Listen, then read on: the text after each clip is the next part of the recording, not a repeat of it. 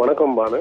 அதாவது தாம்பரம் விமானப்படை தளத்தில் 22 வாரங்கள் பயிற்சி நிறைவு செய்த 234 பெண் வீரர்கள் உள்பட 1983 அக்னி வீர் வாயு விமானப்படை வீரர்களின் பயிற்சி நிறைவு அணிவகுப்பு விமானப்படை தளத்தில் நடைபெற்றது.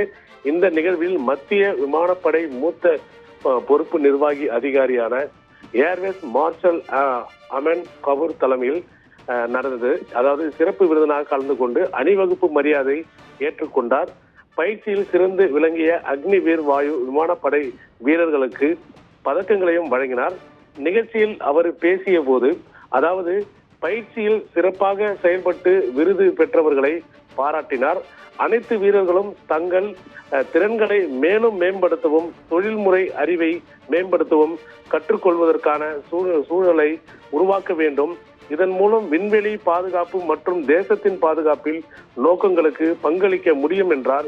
மேலும் இந்திய விமானப்படை செயல்பாட்டில் பெரிய மாற்றங்களை கண்டு வருவதாகவும் பெரும் திறன் கொண்ட துடிப்பான சக்தியாக இருப்பதாகவும் தெரிவித்தார். அக்னிவீர் வாயு வீரர்கள் உடல் ரீதியாகவும் மன ரீதியாகவும் சுறுசுறுப்பாகவும் இந்திய விமானப்படையில் சிறப்பாக செயல்பட வேண்டும் என வலியுறுத்தினார்.